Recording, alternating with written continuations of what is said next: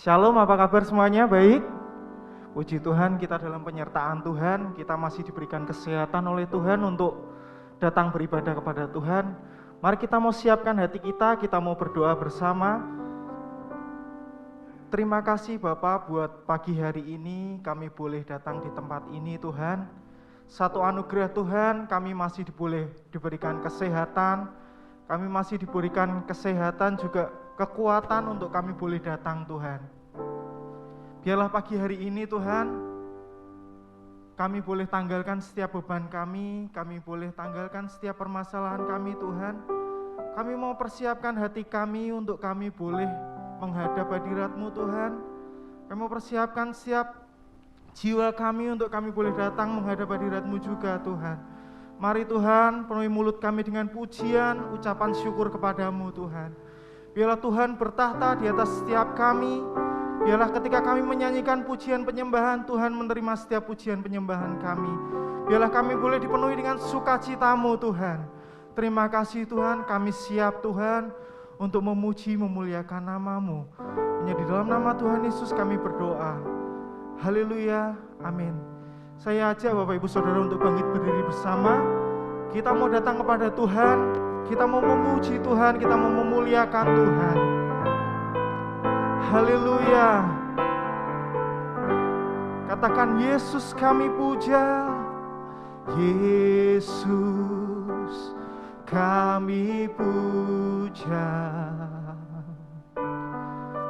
kami sembah sebagai Raja, berdiri di tengah kami, ditinggikan dan dipuji, Yesus kami puja.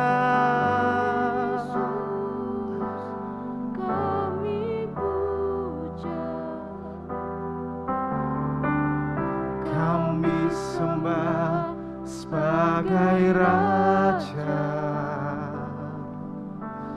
berdiri di tengah kami, ditinggikan dan dipuji, sembah dan puji penuhi tatamu, sembah dan puji penuhi tatamu,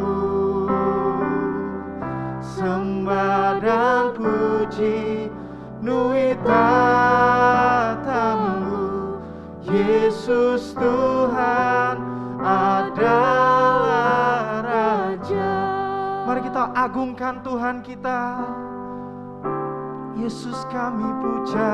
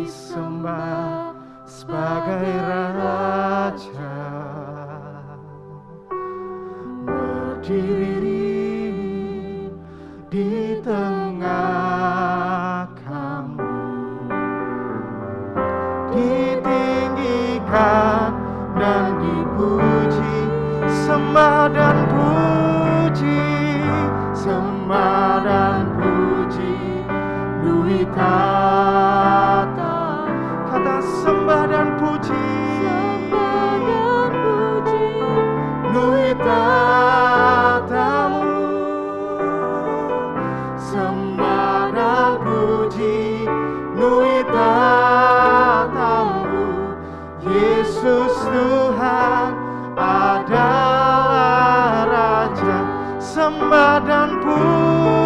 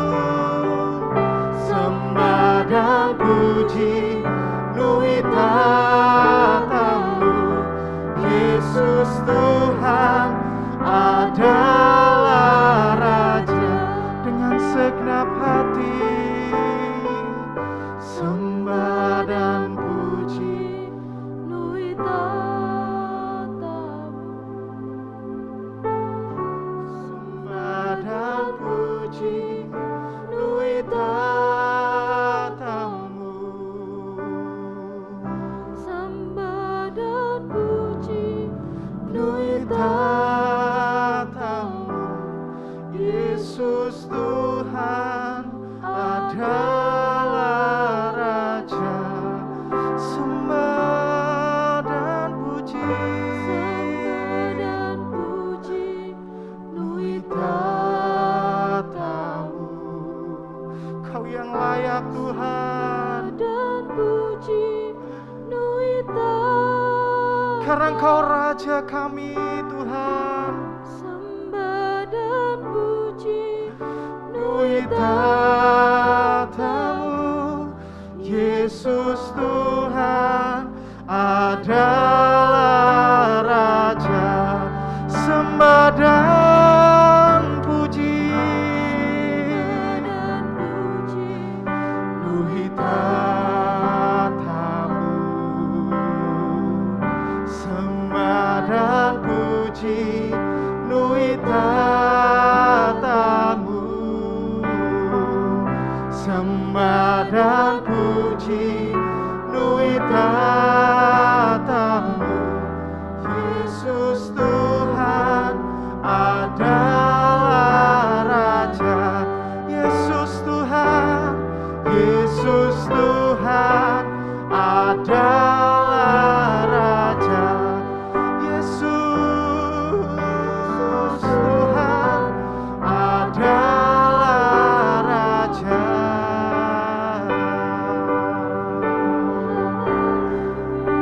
Oh, kami naikkan sembah kami Tuhan. Hanya Yesus yang layak ditinggikan.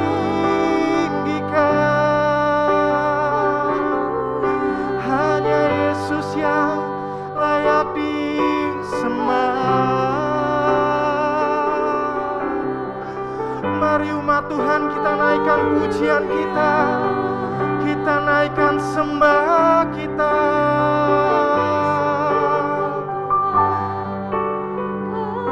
Haleluya,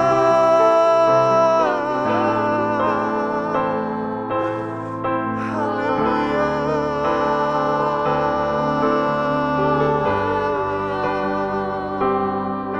Kau yang kudus, Kau Allah yang kudus Tuhan. Penuhi kami dengan sukacita-Mu Tuhan, dengan lawatan-Mu Tuhan. Haleluya.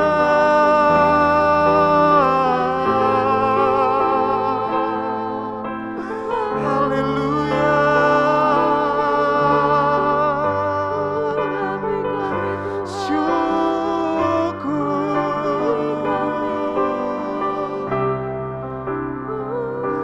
Kami bersyukur. Haleluya.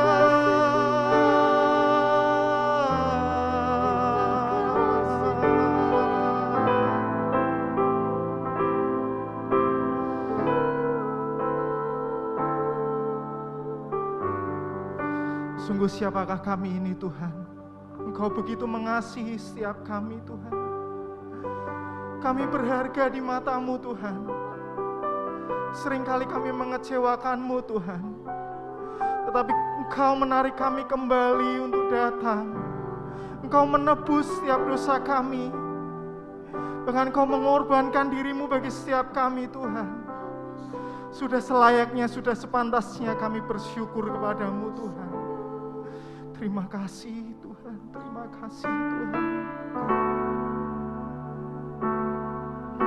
Terima kasih Tuhan.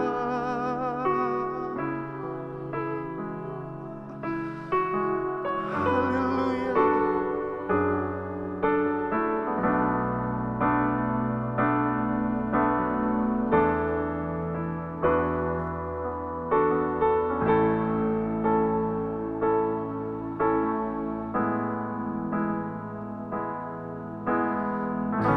Kemanakah aku dapat pergi, menjauhi roh-Mu yang suci? Kau sahabat, amin Tuhan. Dan Kau dekat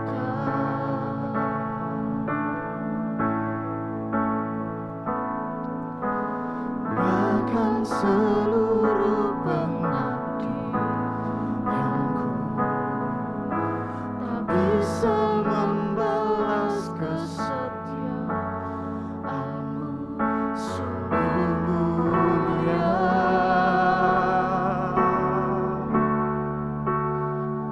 dan berharga.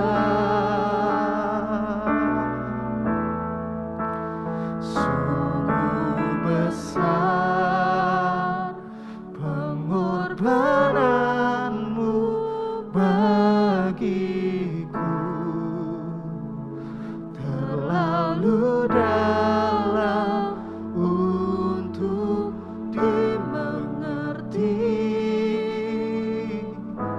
Sungguh besar,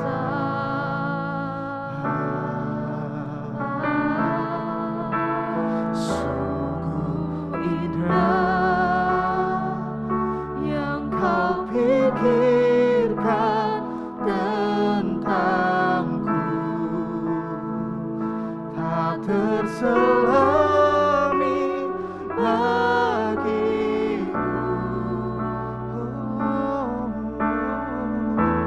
Sungguh indah.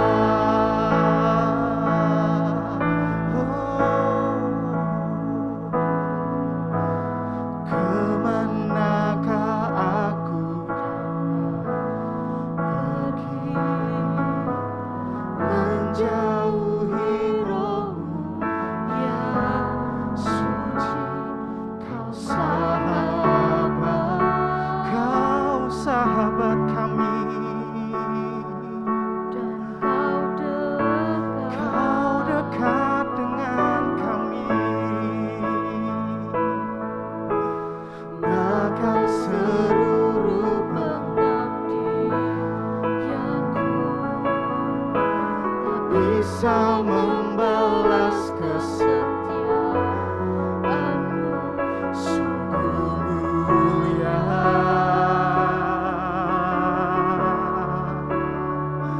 dan berharga. Sungguh besar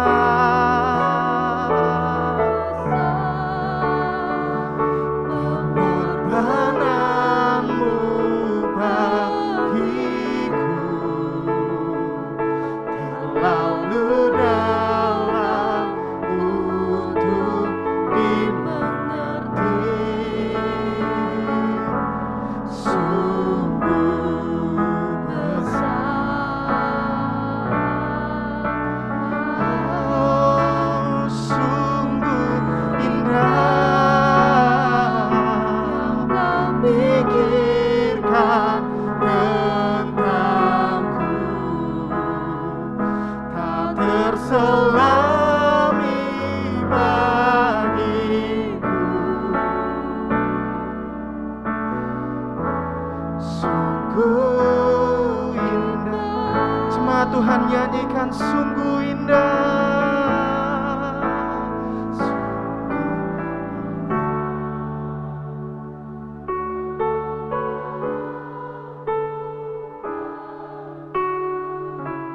Amin Tuhan, pengorbanan yang mulia Tuhan.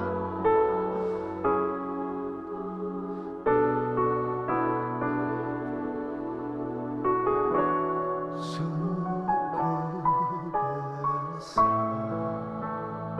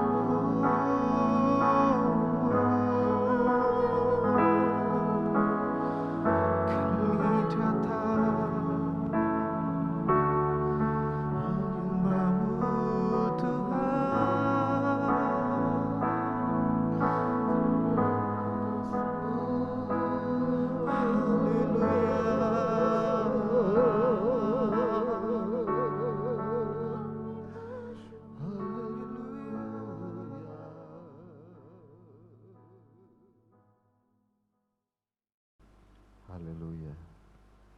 Mari kita datang pada Tuhan. Terima kasih Tuhan. Kami sangat bersyukur. Bersyukur kepada Tuhan yang baik dan yang mengasihi kami.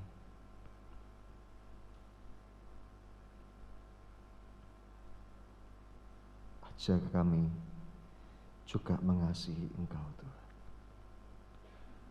Dan inilah pujian penyembahan kami bagi Tuhan.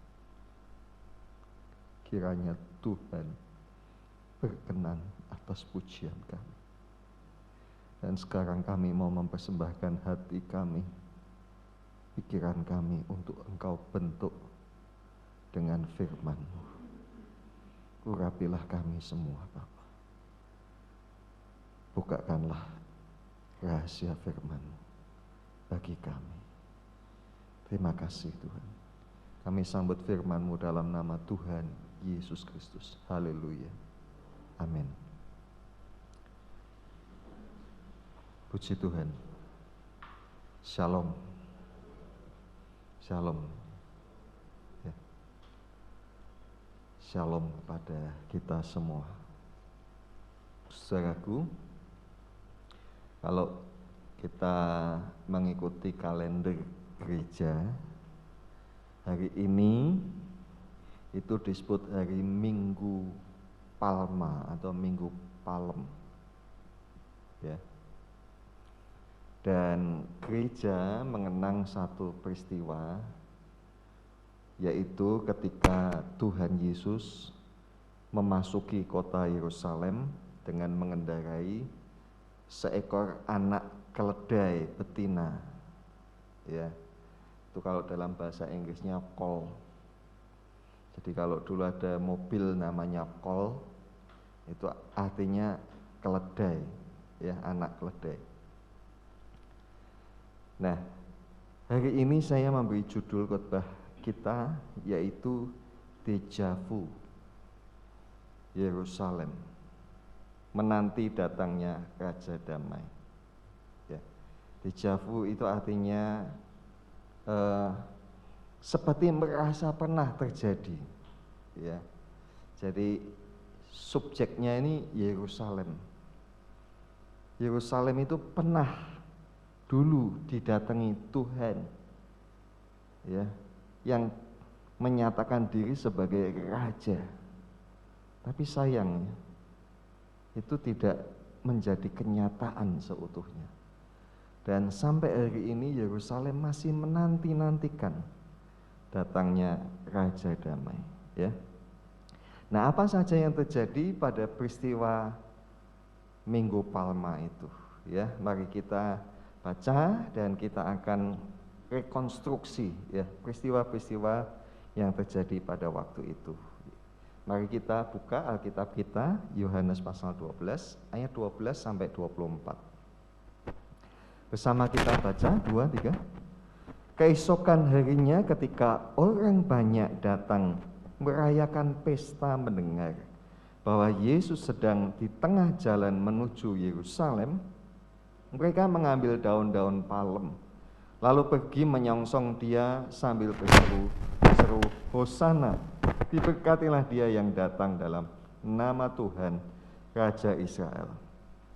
Yesus menemukan seekor keledai muda, lalu ia naik ke atasnya, seperti ada tertulis, jangan takut hai putri Sion, lihatlah rajamu datang, duduk di atas seekor anak keledai.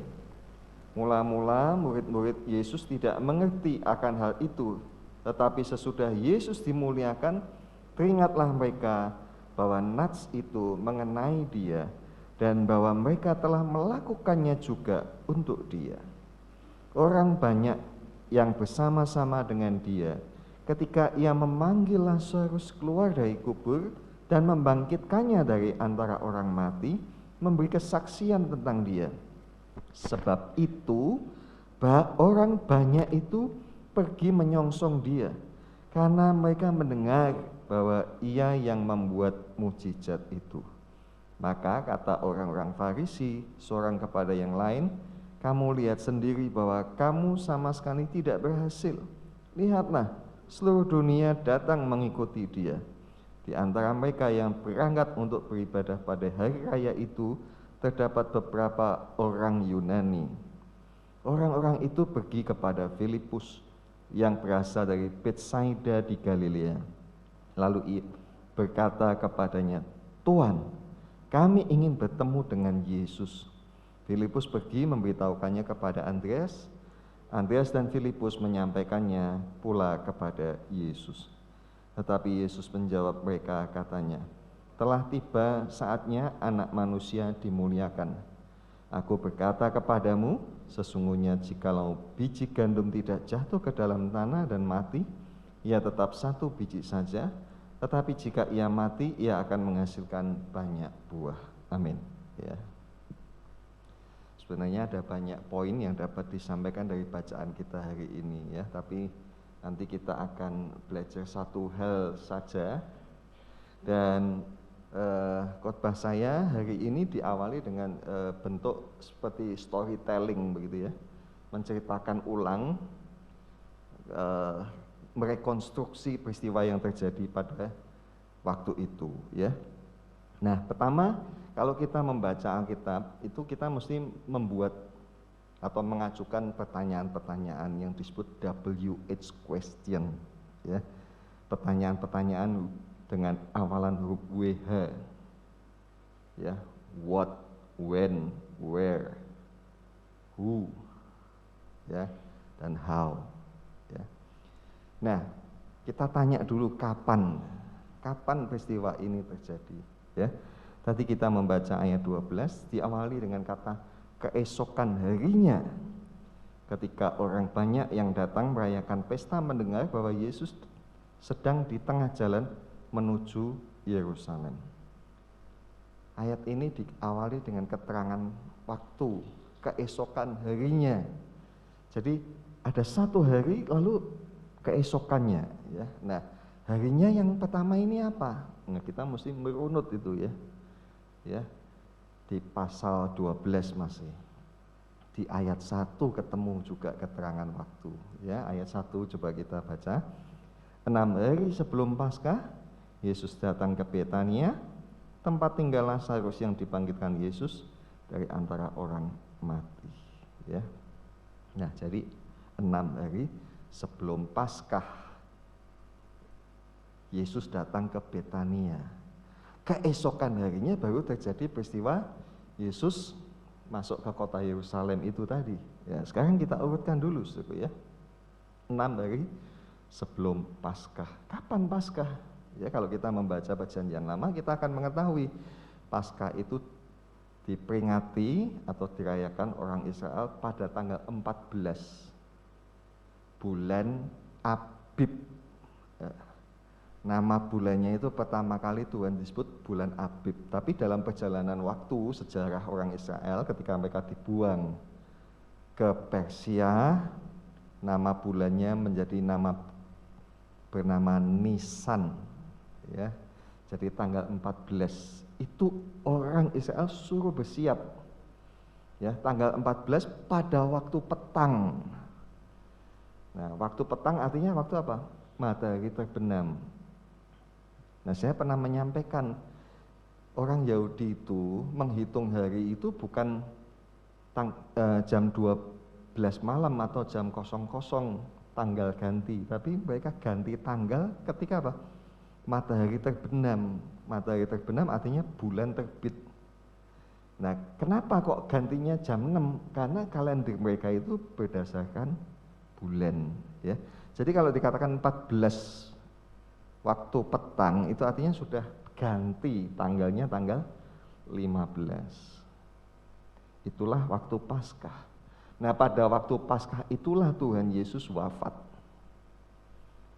Dan dari Alkitab juga dari tradisi yang diturunkan gereja-gereja ya, kita mengetahui bahwa Yesus itu wafat pada hari Jumat. Itu yang disebut Jumat Agung. Ya. Nah sekarang kalau hari Jumat kita mundurkan 6 hari, maka kita akan ketemu hari apa? Hari Sabtu. Ya, Jumatnya Jumat siang, mundur 6 hari apa? Sabtu siang. Nah Sabtu siang itu Tuhan Yesus datang ke kota Betania. Nah apa aktivitas Tuhan Yesus di kota Betania? Itu ditulis di pasal 11 Bapak Ibu Saudara. Coba Anda buka Alkitab ya. Pasal 11 itu mencatat tentang Tuhan Yesus membangkitkan Lazarus. Lazarus ini saudaranya Marta dan Maria. Lazarus ini mati karena apa? Sakit keras. Ya. Bahkan Lazarus ini sudah mati 4 hari. Ya. Nah, jadi kalau kita rekonstruksi kejadiannya, Sabtu siang ya tanggal 9 itu Tuhan Yesus membuat mujizat yang sangat-sangat dahsyat.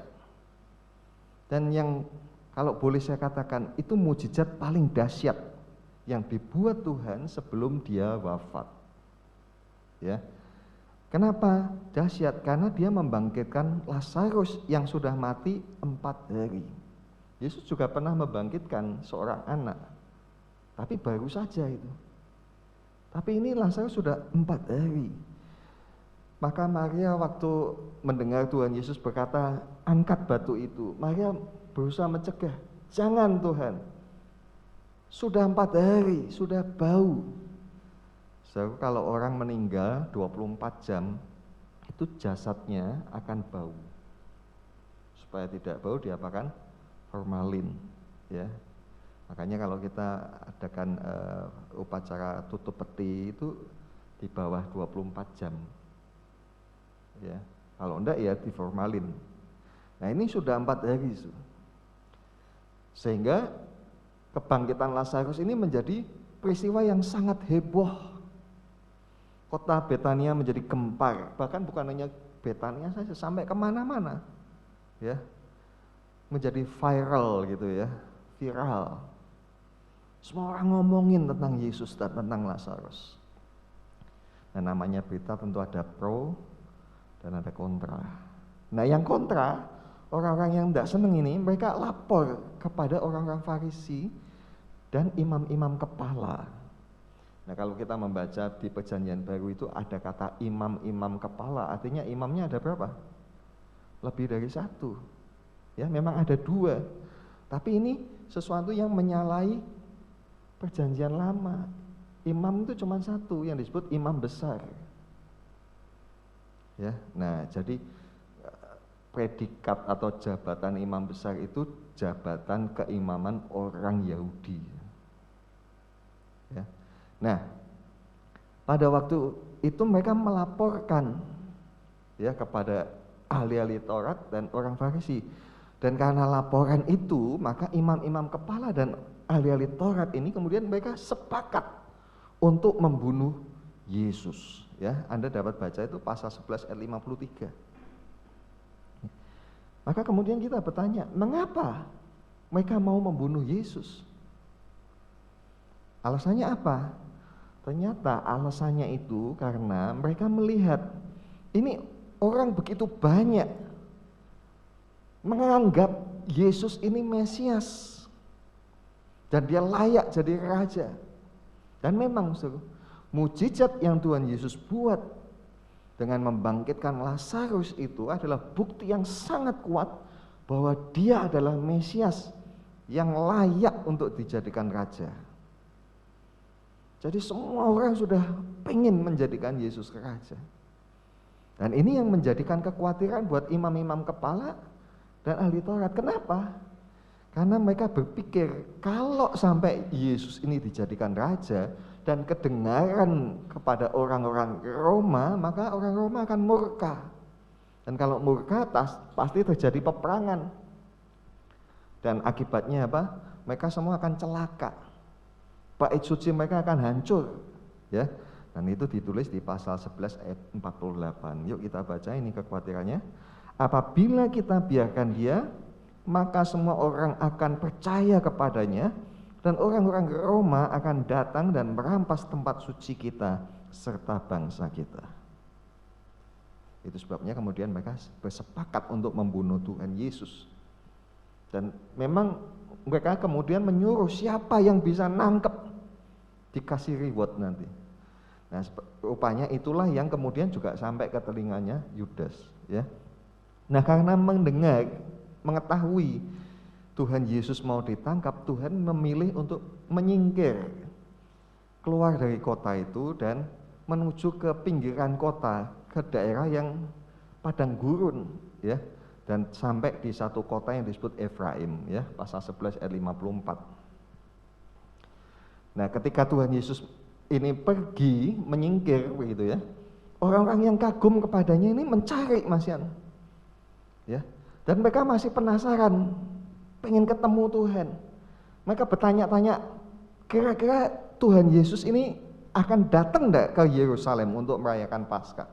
Ya, itu dapat Anda baca di pasal 11 ayat 56. Ya, makanya Tuhan Yesus tadi menyingkir dan kurang lebih sampai malam gitu. Nah, setelah malam, tadi kan tanggal 9 ya, ketika malam datang tentu ganti tanggal. Tanggal berapa? Tanggal 10. Tapi harinya masih sama itu, Sabtu. Tuhan Yesus kembali ke kota Betania yang kita baca di pasal 12. Ya. Yesus datang ke kota Betania kembali. Dan kalau kita baca di Yohanes 12 ayat 2, di sana dikatakan keluarga Lazarus mengadakan makan malam, ya, jamuan makan malam. Sayang bahasa Indonesia menulisnya hanya perjamuan saja. Bahasa Inggris menyebutkan supper, ya, perjamuan makan malam, ya. Jadi seolah-olah syukuran lah. Kenapa kok syukuran? Ya bayangkan, anggota keluarga mereka ini mati, sudah 4 hari bangkit.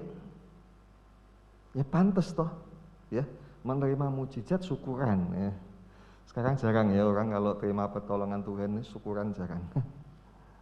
Ya. Biasanya kalau ada masalah cari Tuhan, tapi sudah tertolong lupa biasanya, ya. Nah, mereka ini syukuran karena Lazarus bangkit. Bayangkan saja, Saudara, ya, jangankan orang mati bangkit, orang yang mati saja, ya, di dalam komunitas tertentu, ya, di sekeliling kita mungkin juga ada. Itu kalau ada anggota keluarganya meninggal nanti 3 hari kemudian kumpul, 7 hari kemudian kumpul, 10 hari kemudian kumpul, 40 hari kemudian kumpul, 100 hari, 1000 hari. Kumpul untuk apa? Ya doa, makan-makan. Jadi kita bisa bayangkan kenapa mereka kemudian mengadakan jamuan. Rasa syukurnya luar biasa. Ini anggota keluarga mereka mati bangkit.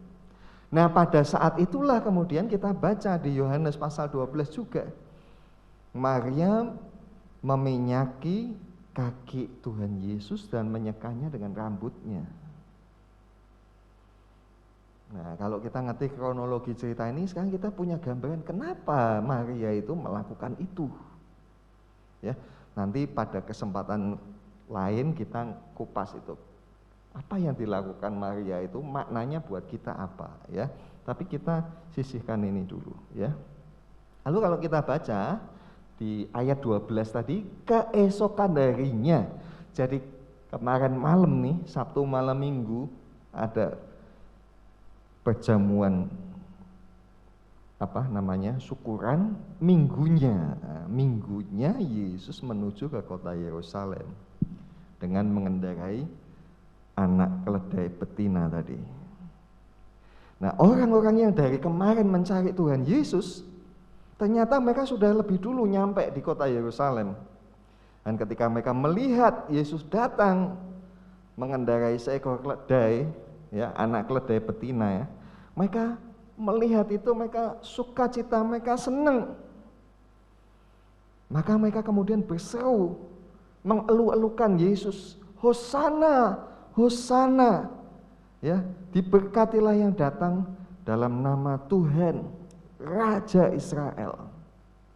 Ya, jadi kita bisa bayangkan dengan mujizat itu Tuhan Yesus sebenarnya sedang berada pada puncak popularitas. Karena apa? Semua orang mendengar kabar yang dahsyat. Yesus membangkitkan orang yang sudah 4 hari mati. Ya. Tapi sebenarnya Yesus Tuhan membangkitkan Lazarus itu sebenarnya untuk menyatakan bahwa tidak mustahil orang mati itu bangkit. Ya, kalau mereka ya sampai saat ini menyangkal bahwa Yesus bangkit pada hari ketiga, sebenarnya argumentasi dan penyangkalan mereka itu tidak berdasar. Karena apa? Yang mati 4 hari saja bangkit kok. Ya. Jadi Tuhan mau menunjukkan adanya kemungkinan, possibility dia bangkit. Ya, dan itu Tuhan tunjukkan dengan membangkitkan Lazarus lebih dulu, ya. Dan mereka berkata Hosana, ya. Kata-kata ini sebenarnya dikutip dari kitab Mazmur, Bapak Ibu Saudara. Mazmur 118 ayat 25 dan 26. Coba Anda lihat. Sayangnya dalam bahasa Indonesia kata-kata itu diterjemahkan, ya. Jadi kata Hosana itu artinya selamatkanlah sekarang, save now. Mereka minta supaya Tuhan ini menyelamatkan mereka. Dan mereka berkata kemudian diberkatilah dia yang datang dalam nama Tuhan. Itu di ayat yang ke-26, ya. Jadi saudaraku, orang Yahudi sebenarnya mereka itu sudah lama menunggu-nunggu datangnya Mesias, juru selamat, pemimpin yang akan membebaskan mereka dari tindasan bangsa-bangsa asing. Mereka mengharapkan muncul satu tokoh yang hebat, pemimpin revolusi seperti pada zaman hakim-hakim dulu, ya, seperti Gideon, Barak, Yefta, Simpson. Harapannya mereka kepada Yesus seperti itu. Kenapa? Karena mereka sangat menginginkan bangsa dan negara mereka menjadi damai. Ya. Mereka ini sudah bertubi-tubi dikuasai musuh. Ya. Pertama-tama mereka diserang oleh Asyur dulu. Kemudian oleh Babel. Kemudian oleh Persia. Kemudian oleh Yunani dan terakhir oleh Romawi. Ya. Mereka lelah hidup di dalam perbudakan bangsa asing. Mereka juga menunggu-nunggu, menanti-nantikan kota Yerusalem menjadi kota yang benar-benar damai. Ya, kata Yerusalem itu artinya pengajaran damai. Jadi mestinya kota itu mestinya kota damai. Tapi nyatanya kota itu tidak pernah damai. Ya. Dan kali ini Yesus datang. Dan memang sebenarnya Yesus itu raja damai yang dijanjikan, ya. Seperti ayat yang pernah kita baca pada waktu merayakan Natal kemarin. Yuk kita ulang Yesaya 9 ayat 5. 2, 3. Sebab seorang anak telah lahir untuk kita, seorang putra telah diberikan untuk kita, lambang pemerintahan ada di atas bahunya, dan namanya disebutkan orang penasihat ajaib, Allah yang perkasa, Bapa yang kekal, Raja damai. Jadi Yesus ini sebenarnya sudah pas. Ya. Dia ini raja damai. Ya. Tapi bangsa Yahudi ini tidak mengenal Tuhan dan tidak mengenal jalannya Tuhan. Padahal Tuhan sudah menyatakan dirinya dengan cara yang jelas. Memang Tuhan pakai simbol. Dia datang dengan mengendarai anak keledai betina. Dan itu tepat seperti yang sudah dinubuatkan oleh Nabi Zakaria. Jadi nabinya menulis, Sion, rajamu datang. Dia mengendarai keledai beban yang muda. Ya, coba kita baca ayatnya ya. Zakaria 9 ayat 9. 2, 3. Bersorak-soraklah dengan nyaring, hai putri Sion. Bersorak-soraklah, hai putri Yerusalem. Lihat, rajamu datang kepadamu, ia adil dan jaya, ia lemah lembut dan mengendarai seekor keledai beban yang muda. Amin. Kenapa Tuhan memilih Yesus mesti naik seekor keledai? bahkan keledai beban yang muda dan keledai betina lagi. Ya. Dia tidak memilih untuk tampil sebagai satu sosok yang mengendarai kuda. Ya, kuda jantan yang perkasa, kuda hitam lagi. Tidak, tetapi Tuhan datang mengendarai keledai. Kenapa, Saudara? Ya. Tadi kita membaca Yesaya 9 ayat 5, Yesus itu Raja Damai. Sakarya 9 ayat 9, Yesus itu lemah lembut. Jadi damai dan juga lemah lembut itulah Yesus. Maka keliru orang Yahudi kalau mereka mengharapkan Yesus akan bertindak dengan pedang, dengan kekerasan, dengan memimpin mereka dalam satu pertempuran perang. Keliru. Ya. Dan kita melihat akibat dari ketidakpercayaan mereka kepada Tuhan Yesus dan kepada ketidakpercayaan mereka pada jalannya. Yang terjadi apa? Ya seperti yang mereka khawatirkan. Nyata, orang-orang Roma datang dan merampas bait suci mereka. Ya, pada tahun 70 Masehi, ya. Jadi kurang lebih sekitar 36 tahun atau 37 tahun setelah Tuhan Yesus naik ke surga, bangsa Yahudi diserbu, ya, setelah dikepung berbulan-bulan, kota Yerusalem ini diserbu, dihancurkan, dan bait sucinya diluluh lantakkan. Ya. Nah, itu yang terjadi pada mereka. Mereka menginginkan sebenarnya satu kedamaian, ya. Nah, sebenarnya siapa sih yang tidak ingin damai? Kita juga pasti ingin damai. Kita kan juga menginginkan kedamaian. Kita ingin hati kita damai, kita ingin pikiran kita damai, ya. Kita ingin keluarga kita damai. Kita juga ingin bangsa dan negara kita juga damai. Lalu apa yang perlu kita lakukan? Yang perlu kita lakukan adalah kita mesti percaya kepada Yesus dan jalannya untuk membawa damai itu menjadi kenyataan dalam hidup kita. Jalannya apa? Kelemah lembutan. Ya. Nah, ketika orang Yahudi menolak Yesus yang lemah lembut, ya, yang mereka dapatkan justru bukan damai, tapi apa? Peperangan. Menolak kelemah lembutan itu sama dengan menolak Yesus, dan menolak Yesus artinya menolak damai. Yang didapat apa? Perang. Ya. Nah, kalau ngomongin perang, perang itu gimana sih? Perang itu satu keadaan di mana orang tidak bisa istirahat, tidak bisa nyantai udah kalau namanya perang. Mau makan aja, kalau sekarang mungkin peluru berterbangan. Zaman dulu mungkin panah begitu. Mau tidur aja, tiba-tiba musuh datang. Ya. Jadi penuh dengan kecemasan, kegelisahan, ketakutan. Ya, kondisi tidak ada damai kan seperti itu.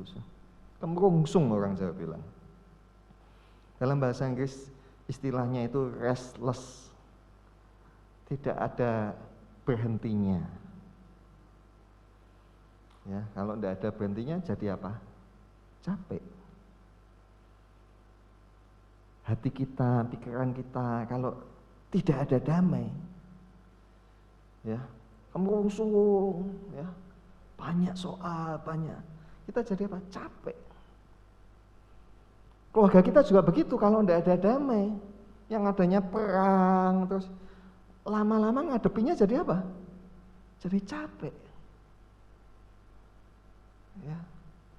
Sehingga orang melakukan apa? Ya, pengennya minggat, pengennya pisah, atau mungkin pengennya mati aja, capek. Ya.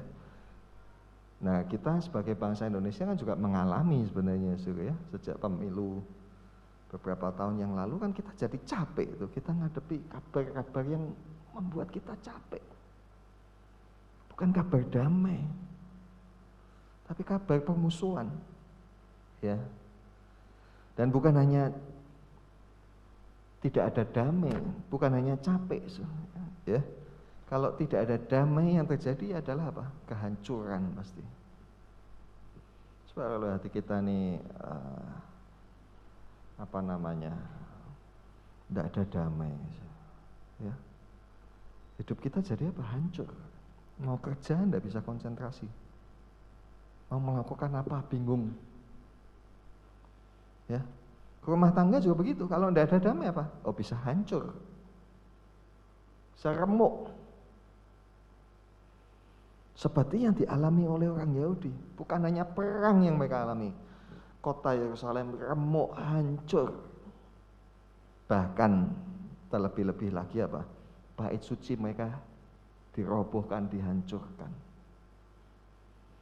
Nah, kita mesti mengerti, orang Yahudi itu kalau ibadah mereka perlu bait suci.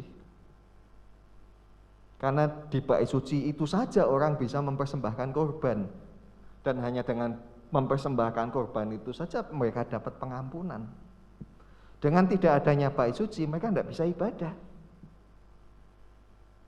Begitu pula hati kita, Bapak Ibu. Kalau hati kita tidak ada damai, saya jamin kita tidak bisa ibadah. Doa aja susah, ya. Nah, saudaraku, 2000 tahun yang lalu Raja Damai itu lahir. 33 tahun kemudian Raja Damai itu datang menyatakan dirinya ke kota Yerusalem. Mereka sudah bersorak-sorak, Hosana, selamatkan, selamatkan sekarang. Sudah dekat sebenarnya damai itu. Tapi sayang ya, mereka yang tadinya bersorak-sorak ini beberapa hari kemudian mereka kemudian ganti sorakannya. Yang tadinya berkata Hosana, Hosana, diberkatilah dia. Beberapa waktu kemudian mereka berkata apa? Salibkan dia, salibkan dia. Kenapa kok bisa begitu? Karena mereka diprovokasi.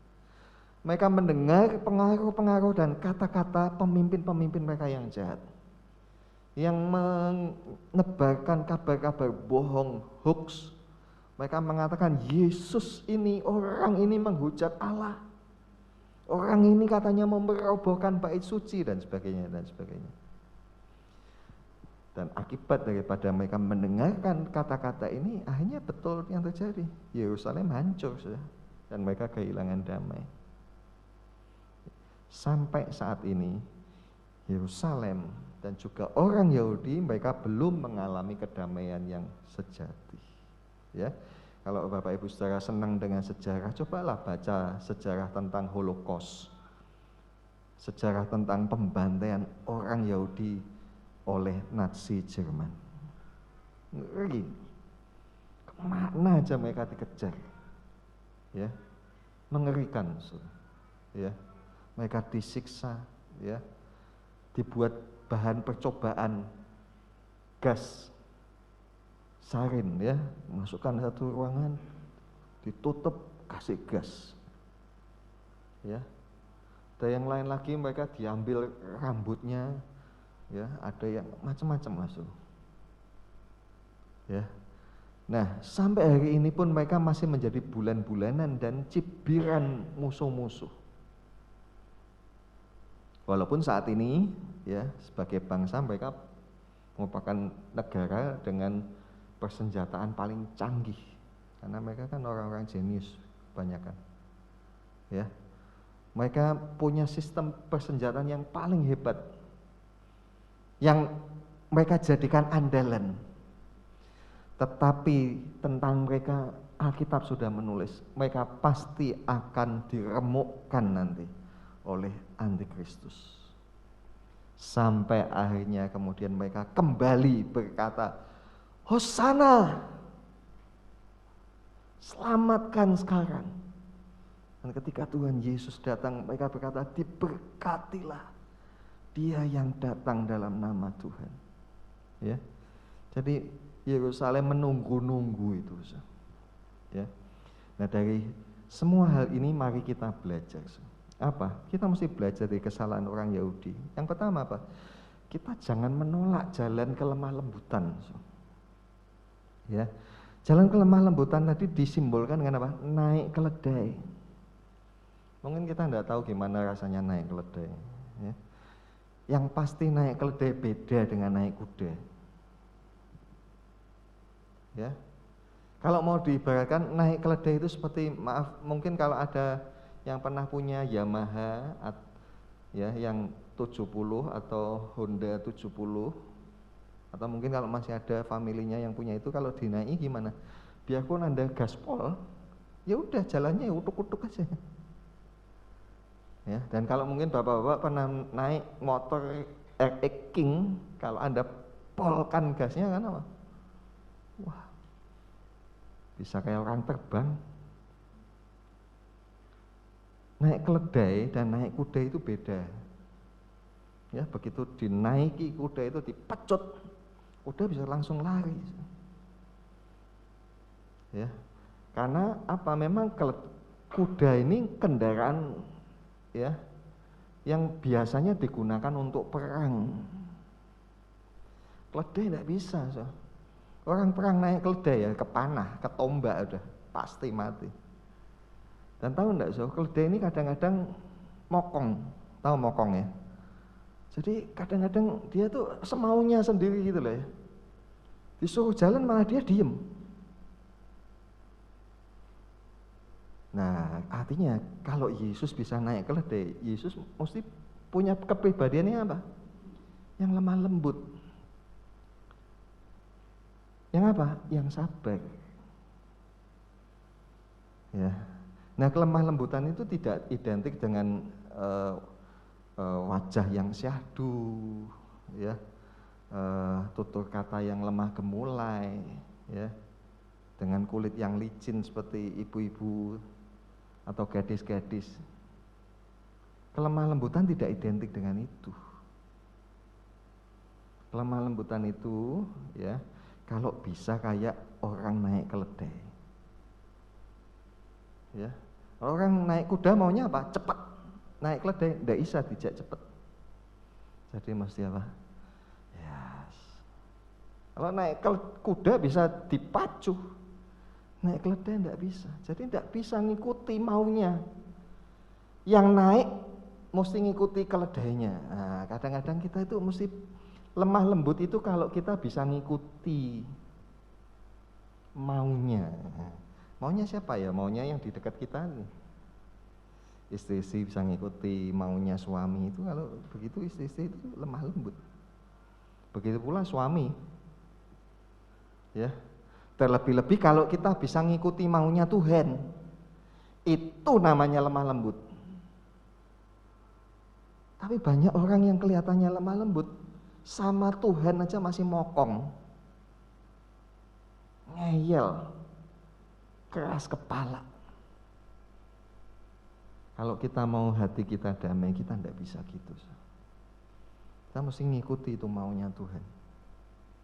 Ya, dan kita mesti belajar lemah lembut. Ya, yang kita kadang tidak bisa maunya kita. Kita mesti ngikuti maunya dia. Maunya suami kadang-kadang kita mesti ikuti. Supaya apa? Jangan perang. Kalau perang jadi apa? Ribut nanti. Hati tidak damai, rumah tangga tidak damai. Ya, karena itu yang kedua, jangan mengandalkan kekerasan, jangan mengandalkan kekerasan sebagai sesuatu yang dibangga-banggakan. Orang Yahudi mereka boleh bangga, mereka saat ini punya senjata-senjata yang canggih. Ya, tapi nanti mereka diremukkan. Mereka pun tidak, kalau kita baca di Alkitab, Tuhan berkata jangan kamu andalkan kuda dan kereta kuda. Tuhan tidak mau kita mengandalkan kekerasan peperangan ini. Ya, Tuhan mau kita belajar untuk lembut. Dan untuk bisa begitu kita jangan suka mendengar provokasi. Ya. Saudaraku, kadang-kadang kalau kita punya masalah kan kita suka cerita itu sama orang. Nah, orang yang kita ceritain itu simpatik sama kita. Kemudian dia mengasihani kita. Kita senang pasti dikasihani, ya. Oh iya, mesake ya awakmu ya. Tapi nek aku toh, aku moh dikonoke. Ben awake dhewe wong wedok aja gelem dingonoke. Itu provokasi lho. Atau mungkin bapak-bapak bercerita ya tentang istrinya kepada temannya dan temannya berkata, nek aku duwe bojo ngono tak kaplok. Itu provokasi loh. Ya.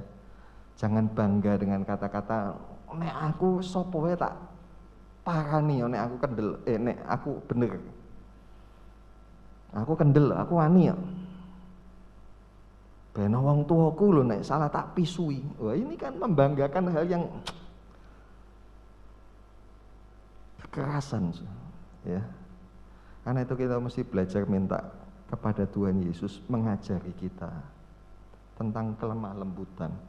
Ya, seperti Tuhan berkata, ya, Matius 11 ayat 29 kita baca 2, 3.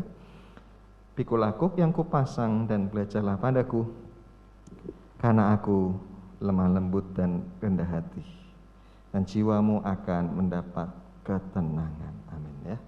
Kita sudah menerjemahkan lebih baik, belajarlah tentang aku. Jadi kita ini sebenarnya suruh belajar tentang Yesus. Belajar tentang Yesus itu bukan belajar tentang bagaimana berkhotbah, bagaimana membuat mujizat, tapi yang Tuhan Yesus katakan belajarlah tentang aku dalam hal apa? Kelemah lembutan. Nah, ini pelajaran seumur hidup sampai kita betul-betul punya kualitas ini. Ya. Dan kita mesti mau ya, mengikuti kehendak Tuhan. Ya. Mari kita belajar untuk lepaskan itu ya. Kekerasan di dalam diri kita, ya. Dan kalau kita tidak mau, saudaraku, maka kekerasan itu tidak ada obatnya kecuali dihancurkan. Orang Yahudi sudah mengalami itu. Kekerasan hati mereka, kekerasan tengkuk mereka, kekerasan kepala mereka membuat mereka dihancurkan. Yerusalem hancur, Bait Suci hancur, nanti akan terulang lagi, sekali lagi dihancurkan. Ya, karena itu kalau kita menjadi orang yang cerdas, ya, yang bijaksana, ya, kita tidak perlu melakukan yang salah sama seperti mereka. Cukuplah kita mendengar nasihat firman Tuhan ini dan kita respon dengan baik, supaya apa? Kita benar-benar mengalami damai di dalam hidup kita. Ya, Yerusalem menantikan kedamaian. Kita juga merindukan kedamaian. Kalau kita mau hati kita damai, yuk kita belajar kepada Tuhan. Minta supaya Dia mengajari kita kelemah lembutan. Amin. Kita datang pada Tuhan. Oh Yesus,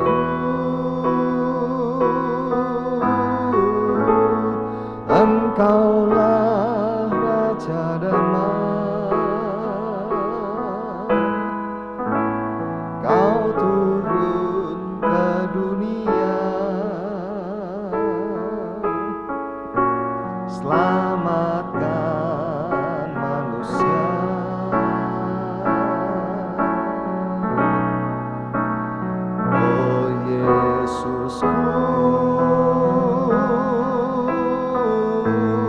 Kau Tuhan penuh kasih,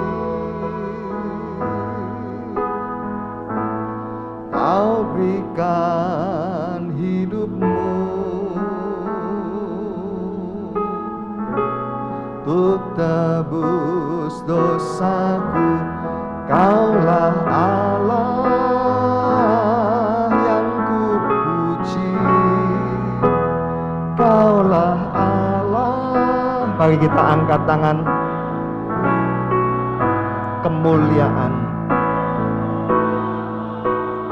bagimu di tempat maha tinggi.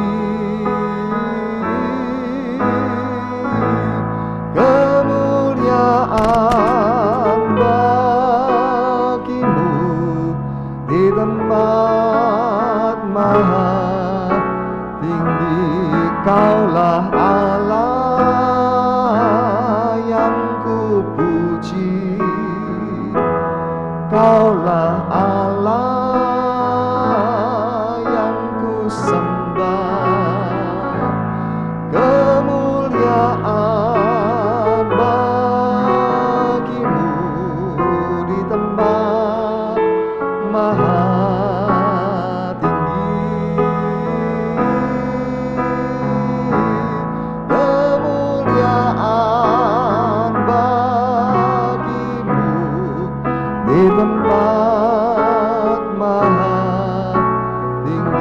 kemuliaan bagimu, kemuliaan bagimu di tempat maha tinggi. Kemuliaan bagimu di tempat maha tinggi. Sembah Tuhan,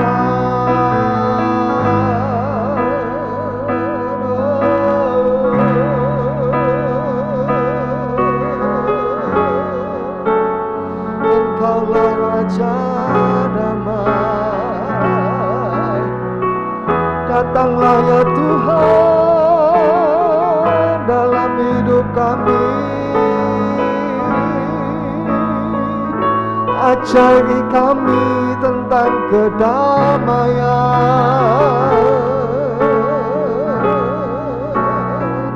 Ajari kami tentang kelemah lembutan. Ajari kami tentang-Mu.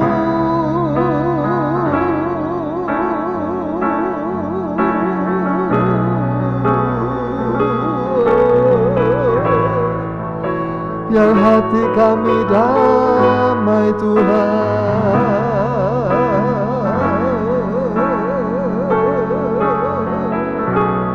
Biar hati kami damai Tuhan.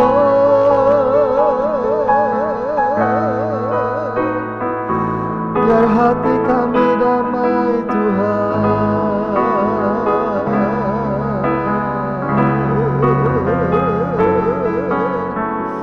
Saudaraku,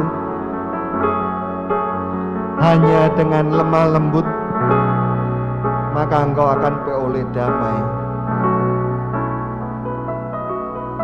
Selama ini engkau sudah membuktikan bahwa tanpa kelemah lembutan hatimu tidak damai. Ayo kita ikuti jalan Tuhan ini, dan biarlah Tuhan menyatakan dirinya bertahta dalam diri kita. Kalau engkau lemah lembut, maka dia akan bertahta dalam hatimu. Raja damai itu bertahta dan mendamaikan hatimu. Bapa kami di surga, terima kasih buat pagi hari ini kami telah dikumpulkan bersama-sama. Terima kasih buat firman-Mu yang Kau nyatakan kepada kami. Sungguh Tuhan, kami mengakui kalau kami tidak mengikuti jalan-Mu, bukan damai yang kami dapat, tetapi kegaduhan, peperangan, keresahan, kecemasan. Kami seperti orang yang diburu-buru, tidak ada ketenangan. Yang ada adalah rasa penat, capek, lelah. Bahkan kami telah membuktikan ketika kami menggunakan jalan-jalan kekerasan, justru yang terjadi adalah kehancuran. Tuhan, ampuni kami. Kami mau Tuhan mengikuti jalan-Mu. Kami mau belajar kepada-Mu. Ajari kami untuk lemah lembut, dan biarlah Engkau bertahta dalam hidup kami. Terima kasih Bapa. Ya, damai sejahtera-Mu saat ini juga diturunkan, menolong kepada kami semua, memberikan kami kelegaan dan ketenangan. Dan terus biar kami pelihara, bahkan biar damai-Mu boleh bertambah besar di dalam hati kami, sehingga kami boleh menikmati hidup kami di dalam Tuhan. Terima kasih Tuhan. Dan sekarang Tuhan, kami mempersembahkan juga persembahan-persembahan kami untuk pekerjaan-Mu, untuk hamba-Mu, semuanya untuk kemuliaan nama-Mu Tuhan. Persembahan mingguan kami dan juga persepuluhan semuanya, biarlah menjadi kemuliaan buat nama-Mu, dan biarlah dari persembahan-persembahan kami banyak orang bersyukur dan memuliakan Engkau lewat apa yang kami persembahkan. Terima kasih Bapak. Dan Bapa, kami juga perlu pertolongan-Mu bagi kehidupan kami. Teruslah menolong kepada kami semua. Pelihara kami Tuhan dalam kehidupan kami setiap saat, setiap waktu. Karena itu Bapa, sekarang kami mohon Tuhan juga mengulurkan tangan dan memberkati kami. Bapak, Ibu, dan saudaraku, sekarang terimalah dari Allah Bapa kita berkat, rahmat, pertolongan, kekuatan, kesehatan, kesembuhan bagi Anda yang sakit. Dan juga marilah kita hidup selalu dalam kasih sayang Tuhan Yesus dan penyertaan Roh Kudus. Damai yang melampaui akal memenuhi hati kita. Apa yang kita kerjakan dibuat berhasil. Kita hidup dalam pemeliharaan Tuhan. Demi nama Tuhan Yesus Kristus. Haleluya. Amin.